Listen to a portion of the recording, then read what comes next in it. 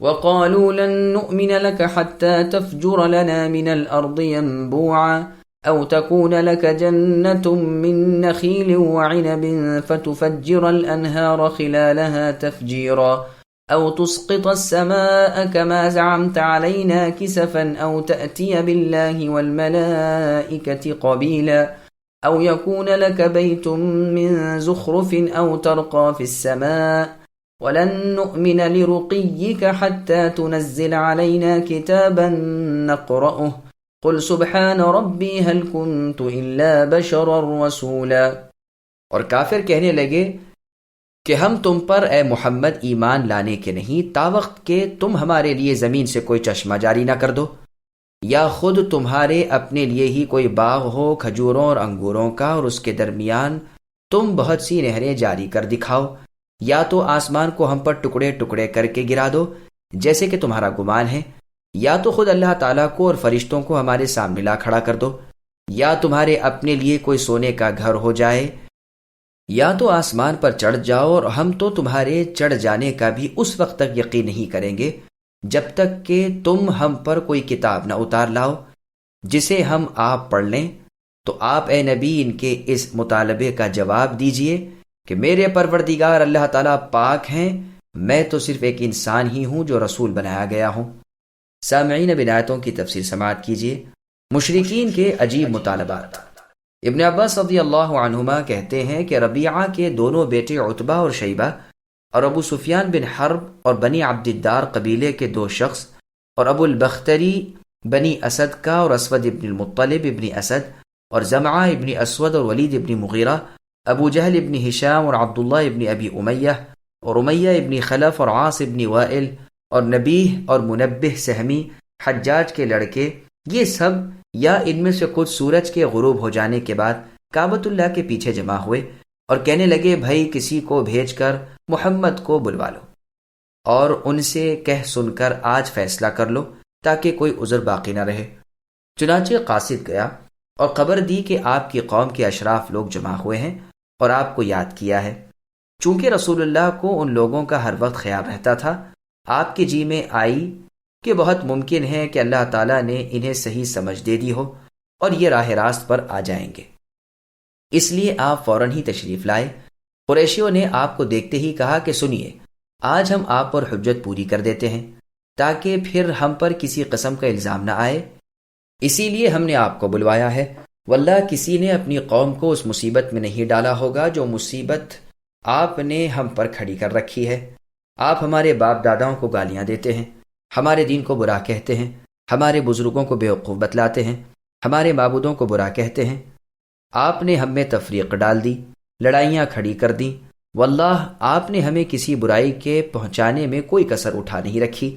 اب صاف صاف سن لیجئے اور سوچ سمجھ کر جواب دیجئے۔ اگر آپ کا ارادہ ان تمام باتوں سے مال جمع کرنے کا ہے تو ہم موجود ہیں، ہم خود آپ کو اس قدر مال جمع کر دیتے ہیں کہ آپ کے برابر ہم میں سے کوئی مالدار نہ ہو، اور اگر آپ کا ارادہ اس سے یہ ہے کہ آپ ہم پر سرداری کریں تو لیجئے، ہم اس کے لیے بھی تیار ہیں۔ ہم آپ کی سرداری کو تسلیم کرتے ہیں اور آپ کی تابعداری منظور کرتے ہیں۔ اگر آپ بادشاہت کے طالب ہیں تو اللہ کی قسم ہم آج آپ کی بادشاہت کا اعلان کر دیتے ہیں، اور اگر واقعی آپ کے دماغ میں کوئی فطور ہے، کوئی جن آپ کو ستا رہا ہے، تو ہم موجود ہیں، دل کھول کر رقمیں خرچ کر کے آپ کا علاج معالجہ کریں گے یہاں تک کہ آپ کو شفا ہو جائے یا ہم معذور سمجھ لیے جائیں۔ ان کی یہ سب باتیں سن کر رسول اللہ صلی اللہ علیہ وسلم نے جواب دیا کہ سنو، بحمد اللہ مجھے کوئی دماغی عارضہ یا خلل آصب نہیں، نہ ہی اپنی اس رسالت کی وجہ سے مالدار بننا چاہتا ہوں، نہ کسی سرداری کی طمع و لالچ ہے، نہ بادشاہ بننا چاہتا ہوں، بلکہ مجھے اللہ تعالیٰ نے تم سب کی طرف اپنا رسول برحق بنا کر بھیجا ہے اور مجھ پر اپنی کتاب نازل فرمائی ہے، اور مجھے حکم دیا ہے کہ میں تمہیں خوشخبریاں سنا دوں اور ڈرا دھمکا دوں۔ میں نے اپنے رب کے پیغامات تمہیں پہنچا دیے، تمہاری سچی خیر خواہی کی، تم اگر قبول کر لو گے تو دونوں جہاں میں نصیب دار بن جاؤ گے، اور اگر نامنظور کر دو گے تو میں صبر کروں گا یہاں تک کہ اللہ تعالیٰ مجھ میں اور تم میں سچا فیصلہ فرما دیں۔ اب سرداران قوم نے کہا کہ محمد صلی اللہ علیہ وسلم، اگر آپ کو ہماری ان باتوں میں سے ایک بھی منظور نہیں تو اب اور سنیے، یہ تو خود آپ کو بھی معلوم ہے کہ ہم سے زیادہ تنگ شہر کسی اور کا نہیں، ہم سے زیادہ کم مال کوئی قوم نہیں، ہم سے زیادہ پیٹ پیٹ پیٹ کر بہت کم روزی حاصل کرنے والی بھی کوئی قوم نہیں۔ تو آپ اپنے رب سے جس نے آپ کو اپنی رسالت دے کر بھیجا ہے دعا کیجئے کہ یہ پہاڑ یہاں سے ہٹا لے تاکہ ہمارا علاقہ کشادہ ہو جائے، ہمارے شہروں کو وسعت ہو جائے، اس میں نہریں اور چشمے اور دریا جاری ہو جائیں جیسے کہ شام اور عراق میں ہیں، اور یہ بھی دعا کیجئے کہ ہمارے باپ دادے زندہ ہو جائیں اور ان میں قصی ابن کلاب ضرور ہو جو ہم میں ایک بزرگ سچا شخص تھا، ہم اس سے پوچھ لیں گے، وہ آپ کی بابت جو کہہ دے گا ہمیں اطمینان ہو جائے گا۔ اگر آپ نے یہ کر دیا تو ہمیں آپ کی رسالت پر ایمان آ جائے گا اور ہم آپ کے دل سے تصدیق کرنے لگیں گے اور آپ کی بزرگی کے قائل ہو جائیں گے۔ رسول اللہ نے سن کر دوبارہ فرمایا، میں ان چیزوں کے ساتھ نہیں بھیجا گیا، ان میں سے کوئی کام میرے بس کا نہیں، میں تو اللہ تعالیٰ کی باتیں تمہیں پہنچانے کے لیے آیا ہوں، تم قبول کر لو دونوں جہان میں خوش رہو گے، نہ قبول کرو گے تو میں صبر کروں گا، اللہ کے حکم پر منتظر رہوں گا یہاں تک کہ پروردگار عالم مجھ میں اور تم میں فیصلہ فرما دیں۔ انہوں نے کہا، اچھا یہ بھی نہ صحیح، لیجئے ہم خود آپ کے لیے ہی تجویز کرتے ہیں، آپ اللہ سے دعا کیجئے کہ وہ کوئی فرشتہ آپ کے پاس بھیجے جو آپ کی باتوں کی سچائی اور تصدیق کر دے، آپ کی طرف سے ہمیں جواب دے، اور اس سے کہہ کر آپ اپنے لیے ہی باغات اور خزانے اور سونے چاندی کے محل بنوا لیجئے تاکہ خود آپ کی حالت تو سنور جائے، بازاروں میں پھرنا چلنا ہماری طرح تلاش معاش میں نکلنا یہ تو چھوٹ جائے۔ یہ بھی اگر ہو جائے تو ہم مان لیں گے کہ فی الواقعی اللہ تعالیٰ کے ہاں آپ کی عزت ہے اور آپ واقعی اللہ تعالیٰ کے رسول ہیں۔ اس کے جواب میں رسول اللہ نے فرمایا، نہ میں یہ کروں نہ اپنے رب سے یہ طلب کروں نہ اس کے ساتھ میں بھیجا گیا، مجھے تو اللہ تعالیٰ نے بشیر و نذیر بنایا ہے، بس اور کچھ نہیں۔ تم اگر مان لو تو دونوں جہان میں اپنا بھلا کرو گے اور نہ مانو نہ صحیح، میں دیکھ رہا ہوں کہ میرے پروردگار میرے اور تمہارے درمیان کا فیصلہ کرتے ہیں۔ انہوں نے کہا، اچھا پھر ہم کہتے ہیں کہ جاؤ اپنے رب سے کہہ کر ہم پر آسمان گرا دو، تم تو کہتے ہی ہو کہ اگر اللہ چاہے تو ایسا کر دے، تو پھر ہم کہتے ہیں بس کر دو، ڈھیل نہ کرو۔ رسول اللہ نے فرمایا، یہ اللہ تعالیٰ کے اختیار کی بات ہے، جو وہ چاہے کرے، جو نہ چاہے نہ کرے۔ مشرکین نے کہا، سنیے، کیا اللہ تعالیٰ کو یہ معلوم نہ تھا کہ ہم تمہارے پاس اس وقت بیٹھیں گے اور تم سے یہ چیزیں طلب کریں گے اور اس قسم کے سوالات کریں گے؟ تو چاہیے تھا کہ وہ تمہیں پہلے سے مطلع کر دیتے اور یہ بھی بتا دیتے کہ تمہیں کیا جواب دینا چاہیے، اور جب ہم تمہاری نہ مانیں تو وہ ہمارے ساتھ کیا کریں گے۔ سنیے، ہم نے تو سنا ہے کہ آپ کو یہ سب کچھ یمامہ کا ایک شخص رحمان نامی ہے وہ سکھا جاتا ہے۔ اللہ تعالیٰ کی قسم، ہم تو رحمان پر ایمان لانے کے نہیں، ناممکن ہے کہ ہم اسے مانیں۔ ہم نے آپ سے سبکدوشی حاصل کر لی، جو کچھ کہنا سننا تھا کہہ سن چکے، اور آپ نے ہماری واجبی اور انصاف کی بات نہیں سنی۔ اب کان کھول کر ہوشیار ہو کر سن لیجئے کہ آپ کو اس حالت میں آزاد نہیں رکھ سکتے، اب یا تو ہم آپ کو ہلاک کر دیں گے یا آپ ہمیں تباہ کر دیں۔ کوئی کہنے لگا، ہم تو فرشتوں کو پوجتے ہیں جو اللہ کی بیٹیاں ہیں۔ کسی نے کہا، جب تک تم اللہ تعالیٰ کو اور اللہ کے فرشتوں کو کھلم کھلا ہمارے پاس نہ لائے ہم ایمان نہ لائیں گے۔ پھر مجلس برخاست ہوئی۔ عبداللہ بن ابی، امیہ بن مغیرہ بن عبداللہ بن مخزوم جو آپ کی پھوپھی عاتکہ رضی اللہ عنہا بنت عبد المطلب کا لڑکا تھا، آپ کے ساتھ ہو لیا اور کہنے لگا کہ یہ تو بڑی نامنصفی کی بات ہے کہ قوم نے جو کہا وہ بھی آپ نے منظور نہ کیا، پھر جو طلب کیا وہ بھی آپ نے پورا نہ کیا، پھر جس چیز سے آپ انہیں ڈراتے تھے وہ مانگا وہ بھی آپ نے نہ کیا۔ اب تو اللہ تعالیٰ کی قسم میں آپ پر ایمان لاؤں گا ہی نہیں جب تک کہ آپ سیڑھی لگا کر آسمان پر چڑھ کر کوئی کتاب نہ لائیں اور 4 فرشتے اپنے ساتھ اپنے گواہ بنا کر نہ لائیں۔ رسول اللہ صلی اللہ علیہ وسلم ان تمام باتوں سے سخت رنجیدہ ہو گئے تھے۔ آپ بڑے شوق سے کہ شاید قوم کے سردار میری کچھ مان لیں، لیکن جب ان کی سرکشی اور ایمان سے دوری آپ نے دیکھی تو بڑے ہی مغموم ہو کر واپس اپنے گھر لوٹ آئے۔ یہ ساری روایت تفسیر ابن جریر طبری کی ہے۔ بات یہ ہے کہ ان کی یہ تمام باتیں بطور کفر و عناد اور بطور نیچا دکھانے اور لاجواب کرنے کی تھیں، ورنہ اگر ایمان لانے کے لیے نیک نیتی سے یہ سوالات ہوتے تو بہت ممکن تھا کہ اللہ تعالیٰ انہیں یہ معجزے دکھا دیتے۔ چنانچہ رسول اللہ صلی اللہ علیہ وسلم سے فرمایا گیا کہ اگر آپ کی چاہت ہو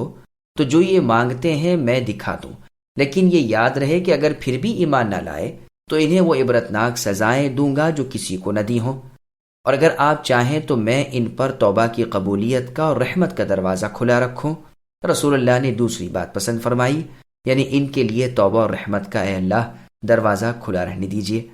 اللہ تعالیٰ اپنے نبی رحمت اور نبی توبہ پر درود و سلام بہت بہت نازل فرمائے۔ یہ روایت مسند احمد کی ہے، اور اسی حکمت کا ذکر اللہ تعالیٰ نے سورہ بنی اسرائیل کی آیت نمبر 59 میں کیا، وَمَا مَنَعَنَا أَن نُرْسِلَ بِالْآيَاتِ، اور سورہ فرقان کی آیت نمبر 7 وَقَالُوا مَا لِهَذَا الرَّسُولِ يَأْكُلُ الطَّعَامَ میں بھی ہے کہ یہ سب چیزیں ہمارے بس میں ہیں اور یہ سب ممکن ہے، لیکن اسی وجہ سے کہ ان کے ظاہر ہو چکنے کے بعد ایمان نہ لانے والوں کو پھر ہم نہیں چھوڑا کرتے۔ ہم نے ان نشانات کو روک رکھا ہے اور ان کفار کو ڈھیل دے رکھی ہے اور ان کا آخری ٹھکانہ جہنم بنا رکھا ہے۔ بس ان کا سوال تھا کہ ریگستان عرب میں نہریں چل پڑیں، دریا ابل پڑیں وغیرہ۔ ظاہر ہے کہ ان میں سے کوئی کام بھی اس قادر و قیوم اللہ تعالیٰ پر بھاری نہیں، سب کچھ اللہ کی قدرت تلے اور اللہ کے فرمان تلے ہے۔ لیکن اللہ تعالیٰ یہ بات بخوبی جانتے ہیں کہ یہ ازلی کافر ان معجزوں کو دیکھ کر بھی ایمان نہیں لانے کے، جیسا کہ اللہ تعالیٰ نے سورہ یونس کی آیت نمبر 96 اور 97 میں فرمایا، ان الذین حقت علیہم کلمۃ ربک لا یؤمنون ولو جاءتهم کل آیۃ حتی یروا العذاب الالیم، یعنی جن پر آپ کے رب کی یہ بات اے نبی ثابت ہو چکی ہے، انہیں باوجود تمام تر معجزات دیکھ لینے کے بھی ایمان نصیب نہ ہوگا، یہاں تک کہ وہ المناک عذابوں کا معائنہ نہ کر لیں۔ اور سورہ انعام کی آیت نمبر 111 وَلَوْ أَنَّنَا میں فرمایا کہ اے نبی، ان کی خواہش کے مطابق اگر ہم ان پر فرشتے بھی نازل فرمائیں اور مردے بھی ان سے باتیں کر لیں، اور اتنا ہی نہیں بلکہ غیب کی تمام چیز کھلم کھلا ان کے سامنے ظاہر کر دیں، تو بھی یہ کافر بغیر مشیت الہی ایمان لانے کے نہیں۔ ان میں سے اکثر جہالت کے پتلے ہیں۔ اپنے لیے دریا طلب کرنے کے بعد انہوں نے کہا اچھا آپ ہی کے لیے باغات و نہریں ہو جائیں، پھر کہا کہ اچھا یہ بھی نہ صحیح، یہ تو آپ کہتے ہی ہیں کہ قیامت کے دن آسمان پھٹ جائے گا، ٹکڑے ٹکڑے ہو جائے گا، تو اب آج ہی ہم پر اس کے ٹکڑے گرا دیجئے۔ چنانچہ انہوں نے خود بھی اللہ تعالیٰ سے یہی دعا کی کہ یا اللہ اگر یہ سب کچھ آپ کی جانب سے ہی برحق ہے تو ہم پر آسمان سے پتھر برسائیے۔ شعیب علیہ السلام کی قوم نے بھی یہی خواہش کی تھی، جس بنا پر ان پر سائبان کے دن کا عذاب اترا، لیکن چونکہ ہمارے رسول محمد رحمت للعالمین صلی اللہ علیہ وسلم اور نبی التوبہ تھے،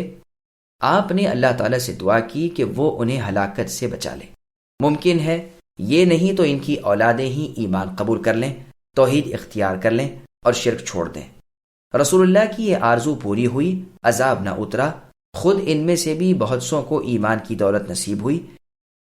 یہاں تک کہ عبداللہ ابن ابی امیہ جس نے آخر میں رسول اللہ صلی اللہ علیہ وسلم کے ساتھ جا کر آپ کو باتیں سنائی تھیں اور ایمان لا لانے کی قسمیں کھائی تھیں، وہ بھی اسلام کے جھنڈے تلے آ گئے رضی اللہ عنہ۔ زخرف سے مراد سونا ہے، بلکہ ابن مسعود رضی اللہ عنہ کی قرات میں لفظ من ذہبن ہے۔ کفار کا اور مطالبہ یہ تھا کہ تمہارے لیے اے محمد سونے کا گھر ہو جائے، یا ہمارے دیکھتے ہوئے تم سیڑھی لگا کر آسمان پر پہنچ جاؤ اور وہاں سے کوئی کتاب لاؤ جو ہر ایک کے نام کی الگ الگ ہو، راتوں رات ان کے سراہنے وہ پرچے پہنچ جائیں، ان پر ان کے نام لکھے ہوئے ہوں۔ اس کے جواب میں حکم ہوا کہ ان سے کہہ دیجئے کہ اللہ سبحانہ و تعالیٰ کے آگے کسی کی کچھ نہیں چلتی، وہ اپنی سلطنت اور مملکت کے تنے تنہا مالک ہیں، جو چاہے کریں جو نہ چاہے نہ کریں، تمہاری منہ مانگی چیز ظاہر کرے نہ کرے، یہ اللہ کے اختیار کی بات ہے۔ میں تو صرف پیغام اللہ تعالیٰ پہنچانے والا رسول ہوں، میں نے اپنا فرض ادا کر دیا، احکام الہی تمہیں پہنچا دیے، اب جو تم نے مانگا وہ اللہ کے بس کی بات ہے نہ کہ میرے بس کی۔